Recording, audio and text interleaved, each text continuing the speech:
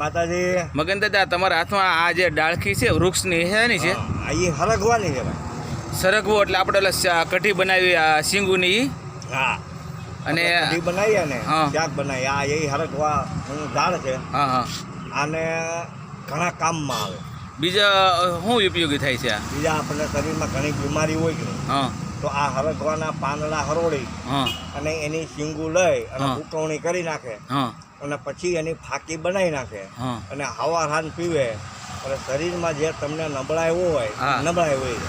હું વાત કરો છો હા શરીરની અંદર આપણે ઠાક લાગતો હોય થોડું ઘણું કામ કરીએ અને ઠાક લાગવા મળે એવી કમજોર આવી હોય તો હા બધું કામમાં આવે. કોઈ તમારા શરીરની અંદર કેલ્શિયમ ઘટતું હોય તોય પૂરું પાડે આ હરગવો હરગ. એટલે હરગવાના મતલબ આપણે હરગવાની જે સિંગ આવે એની કઢી બનાવીને ખાવી તોય ફાયદો થાય. એ બહુ ફાયદો છે. અને આ પાંદડા શું ઉપયોગમાં લેવામાં? પાંદડા એના પાવડર બનાવી નાખવાનો. હા એટલે પેલા હુકવવા પડે, શું હા, કરવું પડે? હુકવવા પડે.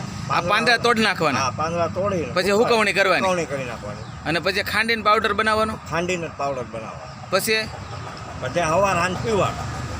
એક એક ચમચી કે વધારે? એક ચમચી જ પીવાનો. ખાલી તમે 8 દિવસ પીવો ને ત્યાં તમને શરીરમાં ખ્યાલ આવી જાય કે ના ના વસ્તુ કામની છે.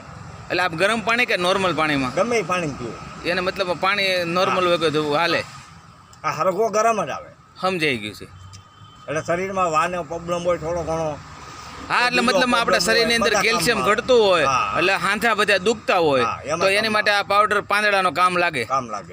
તો અહીંયા જો દાદા હરગવાનું બહુ મોટું જબરું વૃક્ષ છે, મોટું બરાબર છે? ઝાડવું જ છે. તો આ થડ જે છે એની સાલ કોઈ કામમાં લાગે ખરી? કાલે કામમાં આવે ને. હરગવાનું પાન, સાલ, ફૂલ, ચીંગ બધો મિક્સ પાવડર કરો એ પંચ તત્વ થઈ જાય. મતલબ આ હરગવાનું જે આખું આ ઝાડ છે હા. એ સંપૂર્ણ આયુર્વેદિક જ છે. આયુર્વેદિક જ આવે.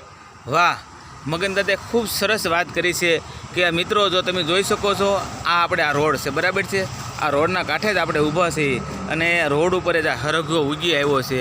અને દાદાએ કીધું કે ભાઈ આ ઝાડ આપણને એમ લાગે કે ખાલી શાકભાજી એટલે સિંગ શાકભાજીમાં જ કામ આવે એવું નથી.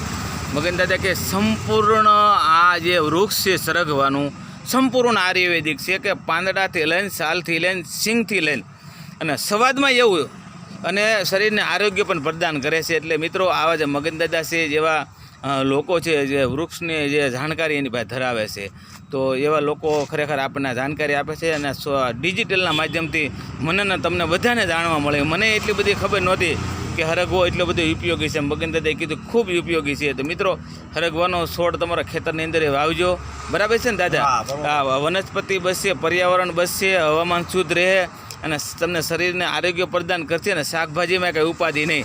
આપણે હા માર્કેટમાં તો આનો 1000 રૂપિયા ભાવ છે કિલોનો. જોજી દાદાએ શું કીધું કે ભાઈ આનો પાવડર તમે જો લેવા જાઓ તો પાછો 1000 રૂપિયા કિલોનો લે. અને લોકો માર્કેટમાં એવું હોતે રાખે છે ભાઈ ઓર્ગેનાઇઝર. હા. લોકો તો ઓર્ગેનાઇઝર જ હોય. હવે હા. કોઈ દવા છાડતું નથી. ના રે ના. એ લોકો એનો ભાવ વધારી દે. એને વધારી દે. 1200 રૂપિયા ભાવ કિલો. જોજી હવે નકર અહીંયા આ જે રોડ ઉપર ઉગેલું ઝાડ છે આને કોણ દવા છાંટવા આવે કોઈ છે? દવા છાંટતું આ નથી. ઓર્ગેનાઇઝર તો છે. ઓર્ગેનાઇઝર જ હા કહેવાય. તો પછી શું વાત છે એમ? એટલે ઓર્ગેનિક જ કહેવાય ભાઈ, આમાં કાંઈ બીજું આવતું નથી. એટલે મિત્રો ખાસ વિનંતી છે કે આ વિડીયોને લાયક કરી શેર કરી દેજો અને કોમેન્ટમાં જણાવજો આ વિડીયો કેવો લાગ્યો. ખૂબ ખૂબ આભાર, ધન્યવાદ. જય માતાજી. જય માતાજી.